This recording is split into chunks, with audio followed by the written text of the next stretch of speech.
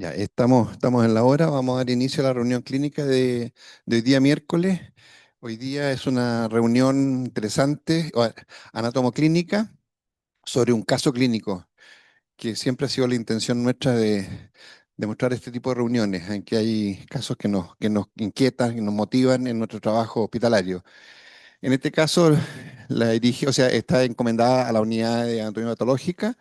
La doctora Paloma Gómez va a hacer un comentario anatomopatológico sobre el caso y el doctor Luis Córdoba, que es residente de infectología, va a hacer una presentación clínica del caso. Así que Luis, cuando quieras. Agradezco primero que todo la invitación al equipo de Anatomía Patológica a presentar el caso en conjunto, así que partamos. Eh, Presentación del caso. Bueno, contexto general del paciente es un niño de sexo masculino que tiene 8 años 9 meses. Su ciudad de origen o localidad de origen, él vive en Arica, el Valle de Azapa. Como antecedentes relevantes, la verdad es que no tenía ninguno clínico hasta el momento del comienzo de estos síntomas. Y en cuanto a su contexto general de familia y entorno, es muy relevante que el niño tenía una madre boliviana, que era dueña de casa y sana. Tenía un padre que era peruano, se dedicaba a la agricultura y era sano. Tenía múltiples mascotas, el niño con las cuales intervenía, entre ellos perros, gatos y ovejas, y no tenía ningún contacto de tuberculosis conocido, al momento, al menos, del inicio de los síntomas. En cuanto a la evolución sintomática ambulatoria de este episodio de enfermedad, en agosto de 2025 parte con tos que era intermitente y la verdad es que no generaba mayor repercusión en el niño, por lo mismo los padres no consultaron, y sí se describe sudoración nocturna. Asociado a lo mismo, ya en noviembre, unos 2 meses de evolución, inicia hemoptisis, que la verdad es que en algunos momentos los papás también los interpretan como epistaxis, ya, y la verdad es que era de baja cuantía y por lo mismo tampoco deciden consultar. Y ya en una tercera ocasión, en enero, es decir, al cuarto mes de evolución, el niño comienza con mayor dificultad respiratoria, tiene exacerbación de sus síntomas respiratorios, es evaluado en urgencia de su ciudad de origen y diagnostican una neumonía bacteriana por un síndrome de consolidación asociado a una insuficiencia respiratoria aguda, por lo que se hospitaliza. Las hospitalizaciones en Arica, bueno, tuvo dos. La primera es por este cuadro que les comento. Era una neumonía bacteriana por un síndrome de consolidación franco asociado a una insuficiencia respiratoria que la clasificaron como aguda. En cuanto a estudio microbiológico y exámenes de laboratorio, el niño tiene, como pueden ver, una PCR que estaba discretamente aumentada. La verdad es que no tenía otra repercusión de sistemas. Y también en el perfil hematológico tenía, digamos, que en el límite inferior para poder diagnosticar una anemia leve. Ya, sin embargo, no era característica, sin alteraciones de las otras líneas celulares desde el punto de vista hematológico. Sin embargo, la insuficiencia respiratoria era importante y además el niño tenía una consolidación franca, por lo cual en Arica deciden hacer un lavado bronquialveolar para estudio microbiológico, en el cual se descarta como target importante Mycobacterium tuberculosis mediante estudios moleculares y además se realiza un panel ampliado de neumonía para microorganismos frecuentes en donde se identifica Haemophilus influenzae. En ese contexto, desescalan de cloxacilina penny y completa terapia antibiótica 21 días. ¿Por qué 21 días en particular? Porque en las imágenes se mostraba una consolidación, una neumonía basal izquierda con signos de necrosis en su espesor y una neumonía necrotizante del ipsilateral. Como pueden ver, no presentaba arteria aferente porque no se hizo con fase arterial, pero por las características de la imagen, una de las hipótesis diagnósticas del equipo tratante inicial fue una sospecha de secuestro pulmonar. Y la hipótesis principal fue un secuestro pulmonar complicado con una infección bacteriana y por lo mismo completaron tratamiento antibiótico 21 días. Al niño lo dan de alta con derivación ambulatoria al equipo de cirugía y manejo dirigido, diferido en nuestro centro. Después, el niño en febrero, esto fue en enero, en febrero reingresa, pero aquí el motivo de consulta es distinto. Aquí cambia el patrón de la hemoptisis y es una hemoptisis con mayor cuantía y por lo mismo lo reingresan para estudio en Arica. Ya, el principal síntoma en esta ocasión es la hemoptisis que aumenta en su cuantía y la verdad es que inician manejo antibiótico manteniendo la misma sospecha, pero ante no logran llegar a un diagnóstico en sí de la hemoptisis, al tener el estudio de Mycobacterium tuberculosis negativo, deciden trasladarlo a nuestro centro para manejarlo y estudiarlo. ¿Cómo ingresa acá? En febrero de este año sexto mes aprox de evolución desde el inicio de los síntomas, ingresa, la verdad es que bastantes buenas condiciones, y eso sí era llamativo. Ya, la verdad es que en el control de signos vitales no mostraba ni compromiso de la CO, de la circulación hemodinámico, ni tampoco de la reo respiratorio, con saturación ambiental, que la verdad es que siempre superó los 94% de saturación de oxígeno. No tenía tampoco mayores signos de dificultad respiratoria, lo cual era llamativo, y si bien se diagnosticaba una consolidación izquierda, los signos eran bastante discretos ya al revisar todas las evoluciones desde su ingreso, teniendo el resto del examen físico completamente normal. El laboratorio tampoco orientaba a alguna etiología. La PCR al momento de su ingreso estaba discretamente aumentada en 21 miligramos por litro y procalcitonina no tenía ninguna alteración.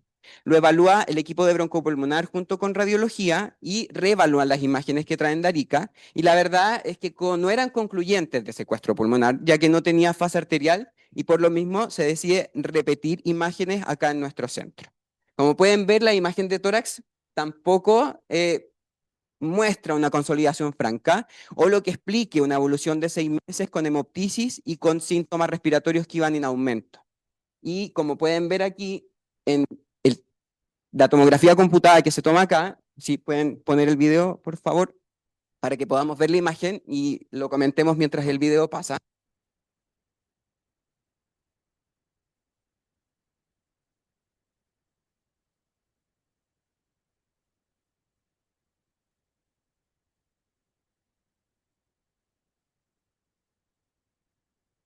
Bueno, y mientras pasa el video, está iniciando.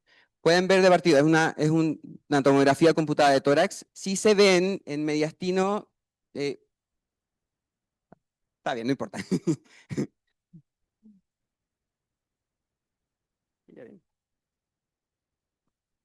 Sí se veía, pero no importa. Sigamos ahí después. Podemos como para que podamos aprovechar el tiempo y mirar el video. Como pueden ver, se ve claramente, es una tomografía computada de tórax con una ventana pulmonar. Se ven múltiples mediastínicas que se ven, y ahí ya claramente se ve una consolidación franca en el lóbulo inferior izquierdo, y esta imagen es bastante llamativa, ya que es una imagen hipodensa que medía 4 por 2 centímetros aprox, que tenía escaso realce en la periferia y que por otro lado también tenía los bordes bastante irregulares. ¿Qué imágenes son compatibles con eso? Una enfermedad granulomatosa, que puede ser una bacteria de baja virulencia. Nuevamente, lo más sospechoso en ese caso pudiese ser Mycobacterium tuberculosis, también por epidemiología de la zona. Sin embargo, tampoco podíamos descartar una imagen quística parasitaria, que pudiese ser la otra posible sospecha. En otros resultados clínicos durante la hospitalización, ya en el perfil hematológico, la verdad es que el niño empieza a mostrar signos de eosinofilia o eosinófilos un poco aumentados, aunque no lo podemos clasificar de una eosinofilia franca porque en el recuento absoluto no está sobre 500. Ya, y llamaba mucho la atención una velocidad eritrocitaria de sedimentación elevada, en 117. Dentro de los otros estudios, como pueden ver, nuevamente sigue teniendo un estudio que es bastante sensible, como es la biología molecular con GeneXpert MTRIF de Mycobacterium tuberculosis negativo, y para descartar otras infecciones por micobacterias tenía un PPD en 0 milímetros, con lo cual también se descarta razonablemente esa etiología. Recordemos que una de las posibilidades era una enfermedad granulomatosa pulmonar.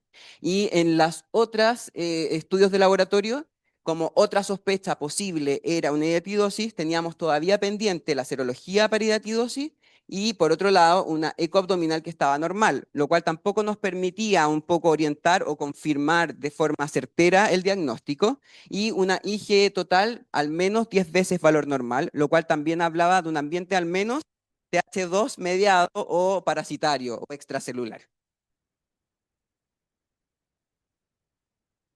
Entonces el paciente persistió con hemoptisis y tos y se decía hacer un lavado bronquial velar. Ya, entonces aquí no sé si alguien quiere participar, alguna otra sospecha diagnóstica, qué otras cosas más pudiesen pensar, afirmando que tenemos una sospecha razonable desde el punto de vista etiológico, pero todavía no tenemos certezas, que ese es el punto importante.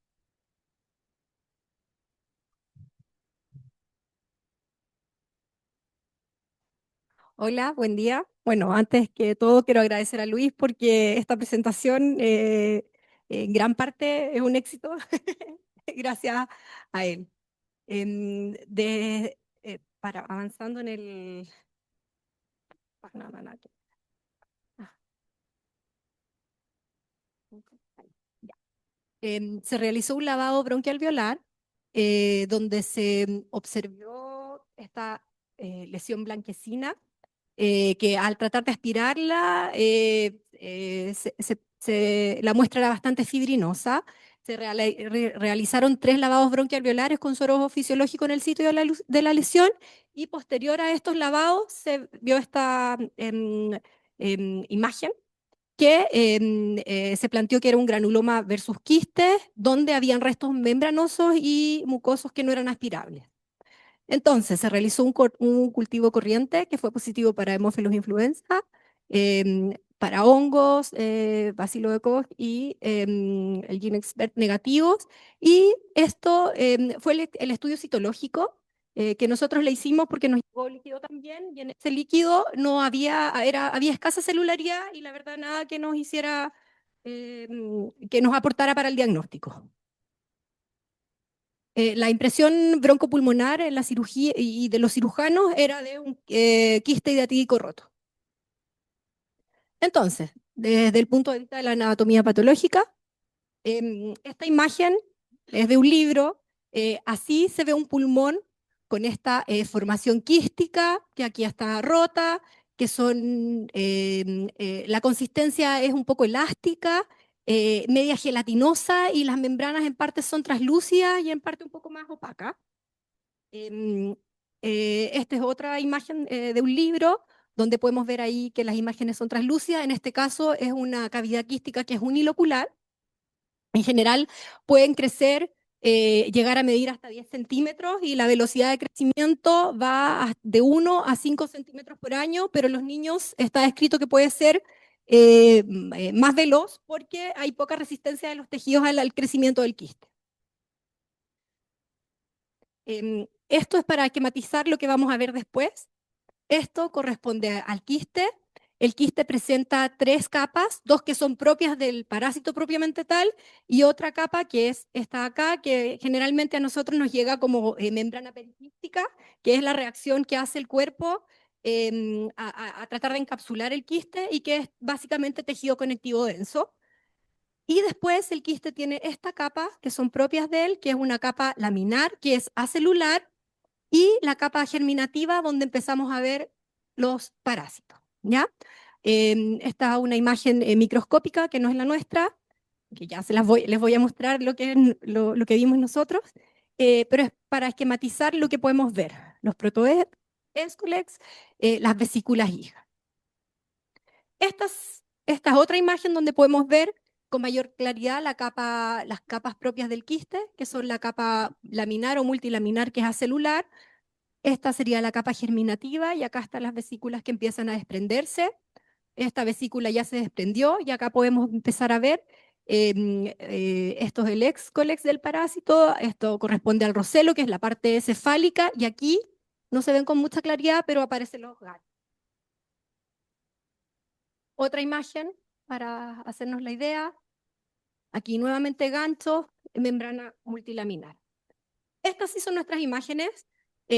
Lo primero que llama la atención es esta capa, que es la membrana multilaminar, que es acelular, y que aquí lo que se ve es un proceso inflamatorio muy acentuado. En este sector no se distingue bien pulmón, pero lo que tenemos es tejido granulatorio con algunas áreas de Hoy que te salga bien. Yo puedo ir a pagar presencialmente, ¿no quieres? No sé, ya lo hice.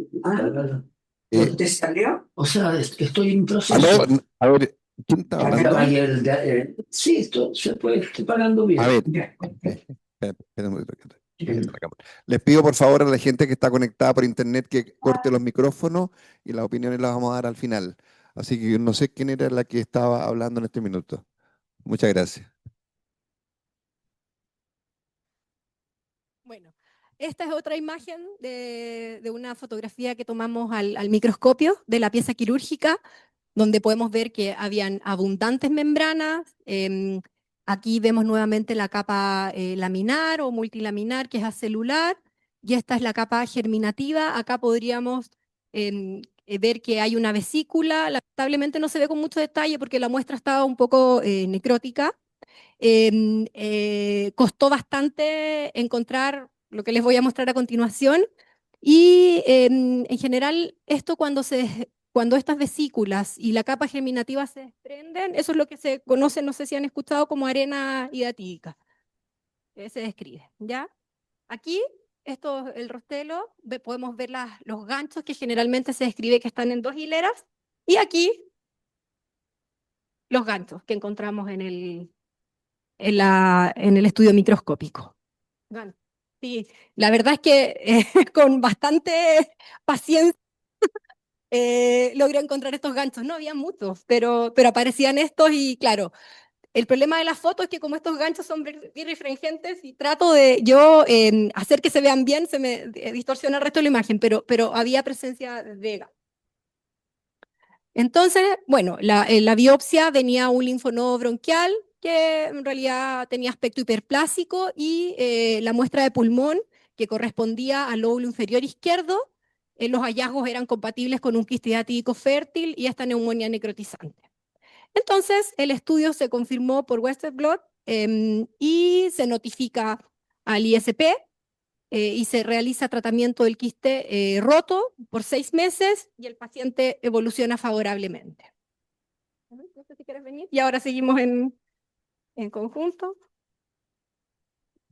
Sí, bueno, la verdad es que para nosotros fue súper importante el diagnóstico anatomopatológico porque nos dio certeza y en infectología la verdad es que las certezas son bastante importantes. Así que agradecemos al equipo y por eso quisimos presentar esto en equipo. Ya, en cuanto al resto de la evolución, bueno, teniendo esta certeza con estas imágenes, se decide rápidamente iniciar terapia antiparasitaria en preparación a procedimiento quirúrgico. El día 10 de evolución, desde el ingreso a este hospital, el niño inicia terapia antiparasitaria con albendazol y además se notifica el caso en el Instituto de Salud Pública y en Epivigila. Y por otro lado, a las 48 horas se inicia el manejo quirúrgico en donde se hace una lobectomía inferior izquierda videoasistida más biopsia y drenaje. Posterior a eso, la verdad es que el niño evolucionó súper favorable, tuvo complicaciones quirúrgicas evidentemente, que requirió un par de días en la unidad de paciente crítico, pero posterior a eso el niño evoluciona bien y se va de alta a su domicilio con control ambulatorio en el equipo. Ahora, ¿qué aprendizaje o qué diagnósticos diferenciales manejamos dentro del episodio que estamos presentando? Uno, una neumonía bacteriana, que la verdad es que sí tenía el niño una sobreinfección bacteriana dentro de su evolución, lo cual fue importante, pero que no cuadraba solamente con un cuadro de neumonía bacteriana clásico, la hemoptisis persistente. Hay pocos agentes bacterianos piógenos que puedan dar una neumonía bacteriana con epistaxis. Por otro lado, tratantes de fase aguda con eosinofilia por una neumonía bacteriana clásica, tampoco, ya eso tampoco cuadraba. Y lo otro es que no había arteria aferente, lo cual también descartaba un poco el diagnóstico de un secuestro pulmonar sobreinfectado. Ahora, una tuberculosis que fue una sombra permanente en este caso, sí, porque sí dan cuadros con hemoptisis persistentes, ¿ya? Y con imágenes de cavitación y necrosis. También están descritas imágenes granulomatosas como las que tenía el niño. Por lo tanto, era una posibilidad. Sin embargo, tuberculosis o infección por Mycobacterium tuberculosis no cursa con eosinofilia y eso también sobraba un poco en el cuadro. Y datidosis cuadraba con todo y claramente fue el diagnóstico definitivo y estaba sobreinfectado por una bacteria, probablemente es típica, en donde solamente logramos identificar Haemophilus influenzae. En cuanto a la hidatidosis propiamente tal, es una parasitosis zoonótica que es de distribución mundial. En particular, hay dos grandes grupos de Echinococcus, si hablamos de complejos de especie, en donde en nuestra región, tanto en las Américas como en Chile, el que más predomina es Echinococcus granulosus, el sensus latus. Es importante hacer la diferencia porque está otro grupo, que es el multilocularis, que no se encuentra en la región y que da una presentación clínica que es distinta a la equinocosis quística, que es el cuadro que estamos presentando, que se llama equinocosis alveolar y su presentación clínica es profundamente distinto y por lo mismo no lo vamos a mencionar. Ya en cuanto es una infección accidental, ya vamos un poquito al ciclo. Como pueden ver, aquí están los dos que estaba mencionando, el granulosus y el multiloculares. En particular en la región tenemos granulosus, en donde dentro del ciclo zoonótico es súper relevante este amigo, que la verdad es que lo tenemos bastante frecuente en todas las familias, y que en ciertas condiciones ambientales predispone a que podamos tener riesgos de una infección por Echinococcus granulosus. Ya, en particular, ¿qué es lo que tienen que haber? Intermediarios u hospederos intermediarios en donde la ganadería juega un rol fundamental y la faena ilegal de estos mismos animales en donde el perro come vísceras del animal y en ese contacto se transforma en el hospedero definitivo del parásito, eliminando huevos del parásito en sus deposiciones que los distribuye de forma ambiental y que en esa forma nosotros nos convertimos en un hospedero intermediario. Ya, ¿qué es importante de esto? Que el ciclo se va a perpetuar principalmente en entornos rurales pastoriles y ese es el factor fundamental que como antecedente epidemiológico en el niño era relevante. Ahora, haciendo una revisión en la literatura, esto es una realidad chilena nacional y que tenemos que mantenerla como una alerta importante. Ya es una enfermedad persistente en todo el territorio, tiene una mayor prevalencia en las regiones ganaderas, no hay diferencias significativas por género y le da promedio de presentación clínicas en la edad adulta, pero es por cómo se comporta la enfermedad parasitaria, en donde probablemente se contagian en una edad más precoz, que pudiesen ser niños. Ya este es el volumen de casos normal, como pueden ver en la región se mantiene como una enfermedad persistente, siendo Perú en donde tiene una mayor número o mayor cantidad de casos, sin embargo en Chile mantiene una detección bastante estable. ¿Ya? Y el indicador en menores de 15 años va a ser siempre entre 10 a 14% de todas las equinocosis quísticas a nivel infantil. Por lo tanto, en niños es una enfermedad que está presente. Estos son datos que nos conseguimos en el Instituto de Salud Pública de Detección. Agradezco a la doctora Jepsik como jefa del equipo de parasitología del Instituto de Salud Pública, en donde pueden ver, y qué es lo que destaca acá, es que hay una detección prácticamente constante a nivel nacional. Por lo tanto, las medidas de eliminación están siendo sumamente inefectivas para poder controlar la infección parasitaria. ¿Ya? Y no ha habido cambios en el tiempo, prácticamente nada. ¿Ya? Solamente lo que ha aumentado es como el nivel de sospecha con mayor solicitud del examen, pero la confirmación se mantiene constante.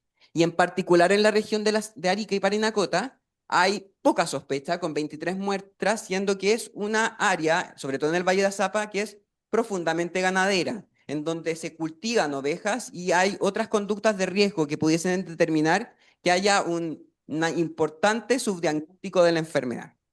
En cuanto a tasas de prevalencia por cada 100.000 habitantes y número de casos totales, por lejos las regiones que más presentan equinocosis quística son las regiones del sur, por las conductas que tienen en estas regiones que son intrínsecamente ganaderas. ¿Ya? Y como pueden ver, Aysén es quien prima a nivel nacional con una tasa por cada 100.000 habitantes de 40.7 y en número total de casos, donde tenemos más casos detectados o diagnosticados, es en los lagos.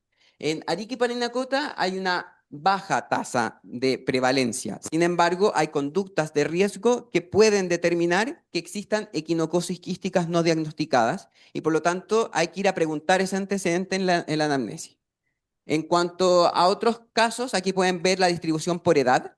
En cuanto a niños pequeños, no es donde prima el diagnóstico de la enfermedad, pero reitero, es una enfermedad de lenta progresión. Por lo tanto, se pueden contagiar niños en edad pediátrica y ser asintomáticos, evolucionando a la edad adulta la enfermedad asintomática. Y otro mensaje súper importante aquí es que la edad pediátrica es un evento de alerta en donde habla de una zona con subdiagnóstico importante. Y ese es el otro mensaje que hay que dar.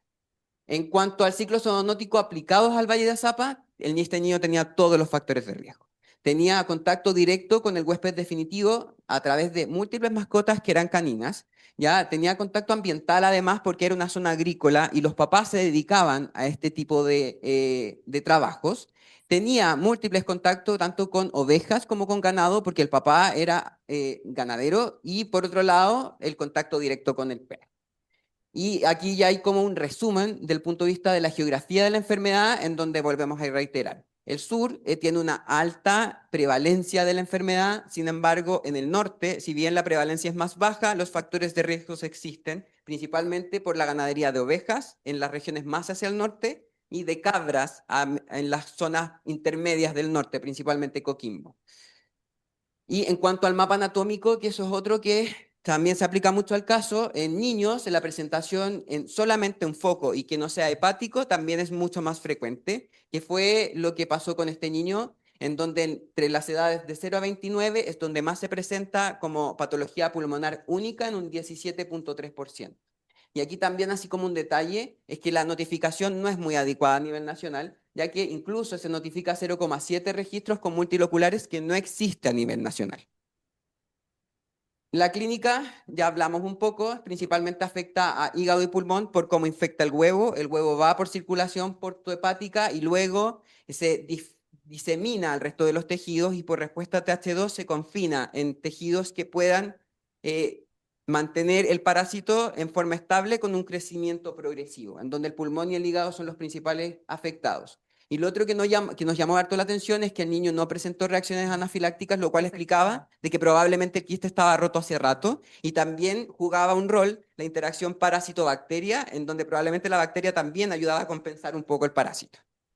El diagnóstico, ya hablamos bastante, el diagnóstico es principalmente con imágenes y eso el Instituto de Salud Pública es súper categórico, ¿ya? Imagen sospechosa es quiste atídico independiente de la conformación serológica, ¿ya? En donde incluso puede haber serología negativa sin ser un quiste atídico no real. Y eso también es súper importante y ahí va a depender mucho de la técnica serológica de diagnóstico.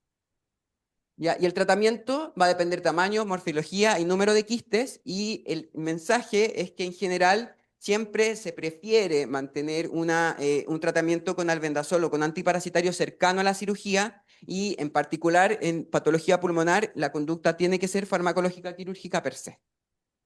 Entonces, a nivel de ISP, ¿qué es lo que habla principalmente? Tenemos que hacer un trabajo que es multisectorial. Si no, no vamos a poder eliminar la enfermedad. El nivel de detección se ha mantenido estable en prácticamente 10 años, por lo tanto, la enfermedad es una enfermedad y una realidad nacional. Y ese yo creo que es el mensaje que queremos dar con esta presentación. En cuanto a los pilares para que podamos erradicar la enfermedad, uno es la detección precoz. El ISP está haciendo bastantes esfuerzos al respecto. En las zonas de alta endemia han logrado que se traslade las técnicas diagnósticas a estas zonas para una detección más precoz. Lo otro es el seguimiento y la trazabilidad. Es bien llamativo que a nivel nacional, si bien las guías recomiendan un seguimiento a los 3, 6 y 12 meses idealmente en todos los casos diagnosticados, solamente el 60% de todos los casos diagnosticados a nivel nacional tienen uno o más controles o menos controles. Por lo tanto, un 40% tiene más de un control. O sea, seguimiento a nivel nacional no existe, no hay.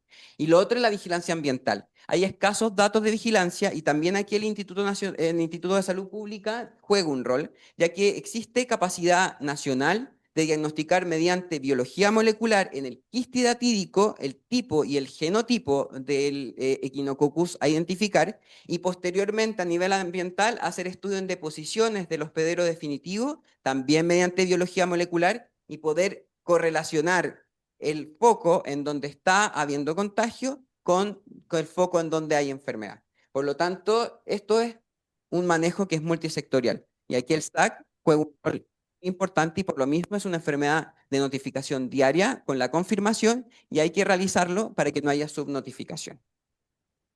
Eso. Gracias.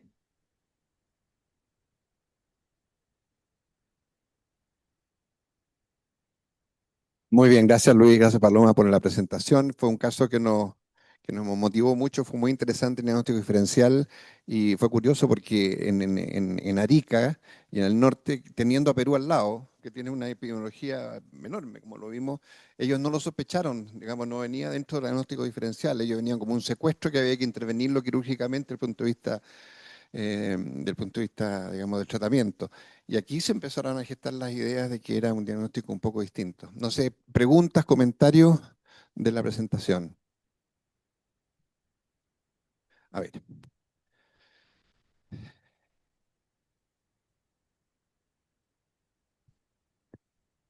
Hola, buenos días. Yo quiero hacer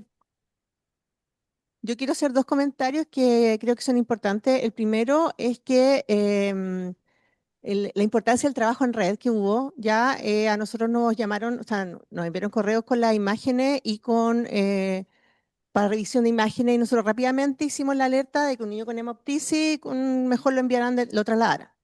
¿Ya? Una cosa importante para los becados es que en broncopulmonar no todo es asma, no todo es neumonía, y en los niños es fundamental siempre cuando una neumonía tiene una evolución no habitual en el fondo, es descartar otra cosa. Por epidemiología se sospechó primeramente tuberculosis, que estuvo súper bien, que se redescartó acá.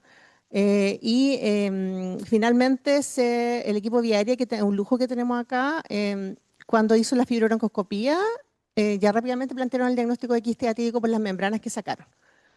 Así que yo creo que el trabajo en equipo es fundamental. Era un niño especial porque se veía muy bien, estaba sentado sin requerimiento de oxígeno, entonces no nos calzaba que tuviera una neumonía necrotizante con ese estado general.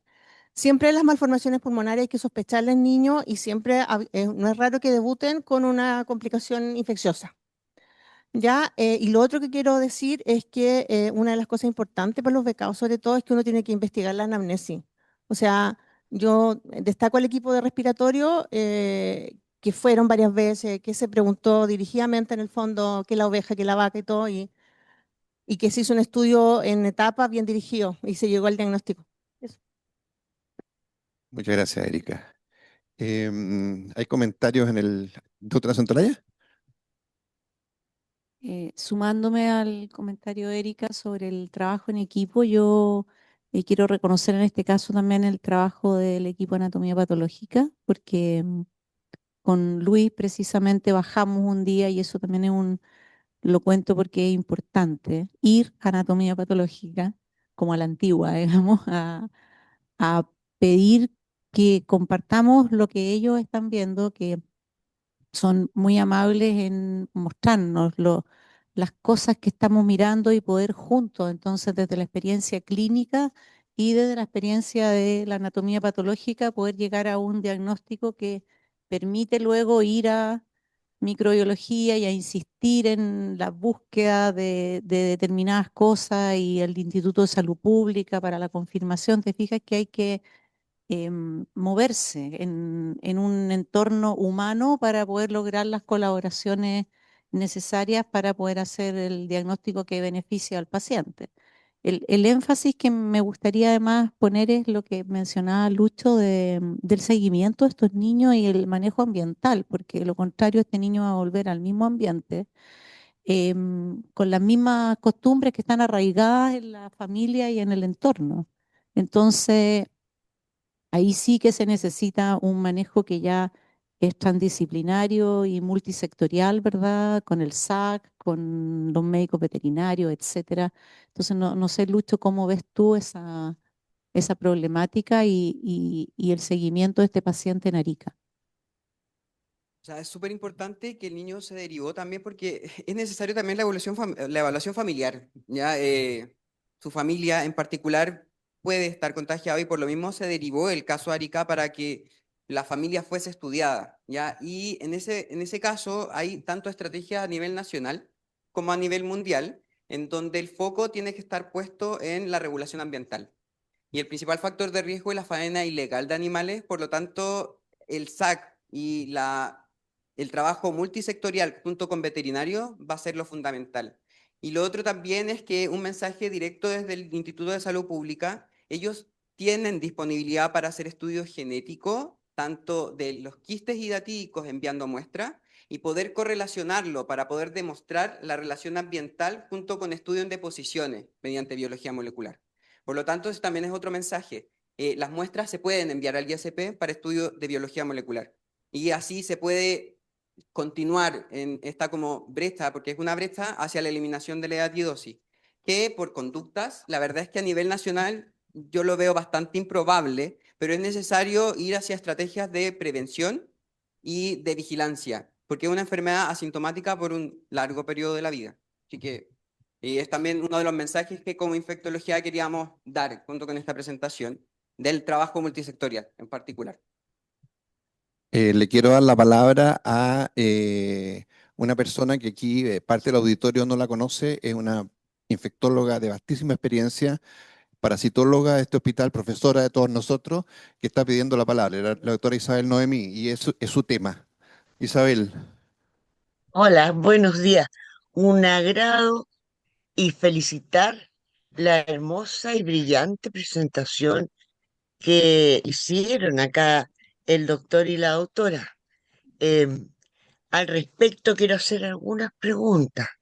Em, es- ¿Qué cepa aisló el ISP dentro de la tipificación de cepas del quiste hiatídico? Me tinca que tiene que haber sido caprino. Y eso es bien interesante porque eso ya tiene que estar listo. Segundo, em, cuando el quiste hidrático se infecta, que eso ya lo vimos, muere. Y la eosinofilia, cuando ingresa una infección bacteriana al organismo, la eosinofilia, en la medida que la infección bacteriana hace lo suyo, cae. Pero sí queda, pero sí queda el rezago, que es evidencia de que esto fue fisurándose con el tiempo, son los altos niveles de IgE en sangre. En la medida que se fisura el quiste, los niveles de IgE se van elevando, que eso a ustedes les puede orientar. Un quiste que se está fisurando está elevando los eosinófilos absolutos, que pueden llegar altísimos, y los niveles de IgE, y eso es una alarma y el riesgo de un shock anafiláctico. ¿Ya? Y lo otro que me gustaría recordarles es que hubo una campaña del SAC, una campaña del Servicio Agrícola y Ganadero, cuando estaba el doctor Campano, en lo cual lograron el control de la transmisión. Fue una empresa enorme en la cual intervinieron los médicos humanos, los veterinarios, sobre todo la industria ganadera que perdía con el decomiso de, de las vísceras de los animales, el hígado sobre todo, proteínas de alto valor biológico, y la campaña de educación sanitaria en la cual se le enseñaba al, al agricultor que tenía ganado, se le enseñaba cómo hacerlo para prevenir la, que no continuara esto. Las vísceras eran decomisadas. Yo me acuerdo que eran enterradas no sé cuántos metros porque los perros escarban, y el sacrificio de estos animales se hacía en matadero. Después se fue burlando el sacrificio y se fue evitando llevar a estos animales en matadero. Y ahí es donde se producen estos problemas. Sacrifican a los animales y se los dan directamente a los perros, que es lo que no se debe hacer. Pero creo que este caso fue muy brillante y sobre todo difícil, pero la cutícula, esas membranas celulares, ya no es primera vez porque hace un tiempo la misma sociedad que me encanta de infectología pediátrica encontró en el área norte unas láminas o unas biopsias en donde aparecían estas, dentro de todo un granuloma, porque ya había sido destruido el quiste, aparecieron, aparecieron estas láminas acelulares, y orientaron el diagnóstico a quiste hiatídico, lo cual de verdad me encanta porque los patólogos también están acelerando o sea, pensando en el diagnóstico, y son los que al final llegan. Pero aquí el equipo de Bronco sacaron membranas en al hacer la endoscopía.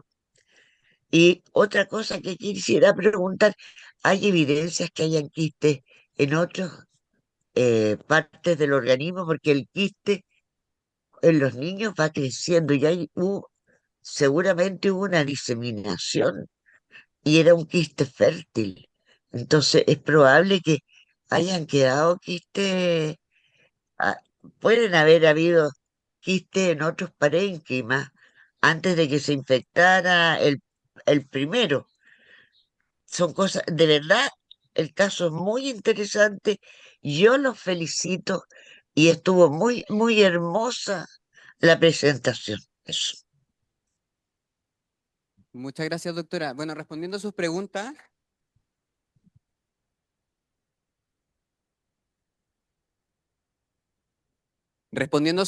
bueno, el Instituto de Salud Pública para Estudios Genéticos solamente recibe muestra fresca o congelada. Y la verdad es que no tuvimos disponibilidad de muestra para envío de identificación genética. Ahora, conversando con la doctora Jersik, ella probablemente opina que probablemente sea genotipo G1, que es el más frecuente identificado a nivel nacional y que es el que se ha identificado en la región. ¿Ya? Así que eso, pero claro, termina siendo como una respuesta de expertos sin certeza.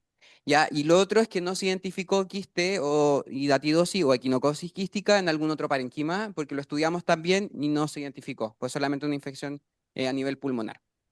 Eso. Me Y encantó que hay tu que controlarlo, eso presentación, sí, eso. El sí, niño va a quedar en control con nosotros. Porque claro, puede y las aparecer, pero por el momento no hay evidencia.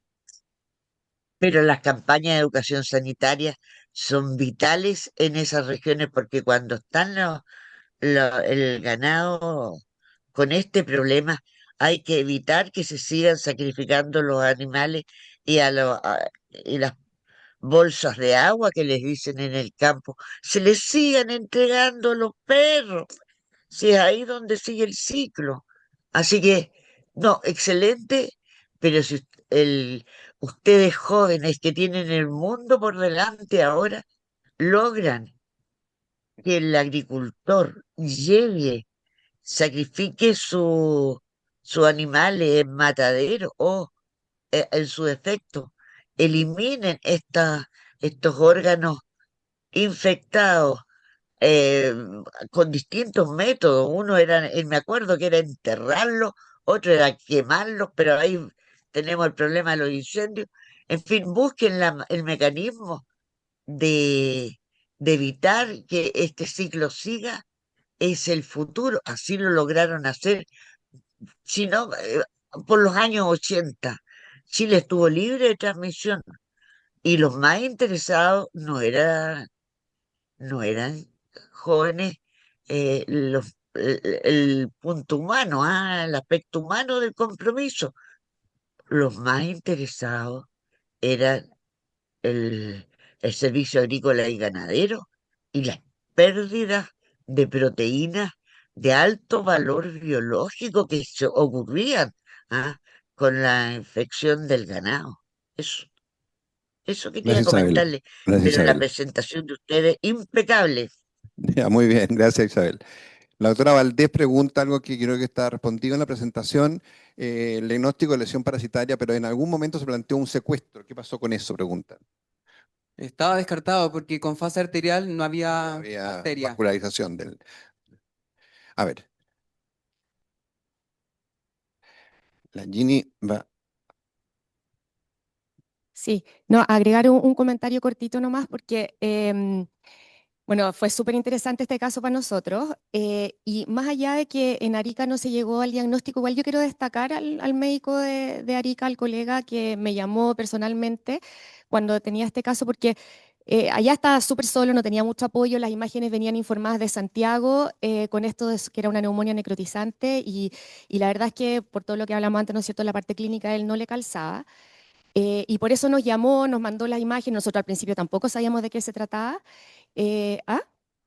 Es que eso quiero destacar, que a pesar de estar en Arica, un lugar bastante alejado, ¿no es cierto?, con poco equipo con qué trabajar, él al menos se dio cuenta que no era lo que le decían, porque le insistían que esto era solo una neumonía necrotizante, y nos llamó en el fondo, más allá de que no haya llegado él al diagnóstico, porque él allá, como le digo, está solo, no tiene ni al radiólogo, venía todo informado desde Santiago. Fue como decir, no, esto, no convencerse y decir esto no es lo que me están diciendo y buscar ayuda en el fondo. Así que quiero destacar eso, porque si no, este niño podría seguir todavía en Arica si él se hubiera quedado con lo que le decían inicialmente, porque acá nosotros tenemos todo el apoyo de trabajar en conjunto. Yo creo que acá eso fue la gracia, fue el trabajo en equipo, y también destaco el equipo de rayos, porque ellos fueron los primeros que dieron las luces de que esto iba más por lo infeccioso y parasitario. Pero allá le hicieron broncoscopía, le repitieron el escáner, o sea, el colega ya hizo todo el esfuerzo por igual llegar a un diagnóstico, y aunque no llegó allá, nos ayudó a nosotros, ¿no es cierto?, a avanzar también. Así que destacar también el trabajo que está haciendo en región. Muy bien. Aquí destacar entonces los equipos que han participado: rayos, infectología, anatomía patológica, broncopulmonar, que estaban todos motivados y todos trabajando, y la unidad de segunda infancia donde estuvo hospitalizado el paciente. Bueno, no sé si hay más comentarios. Bueno, muchas gracias. Entonces quedamos en esto y nos vemos el próximo miércoles.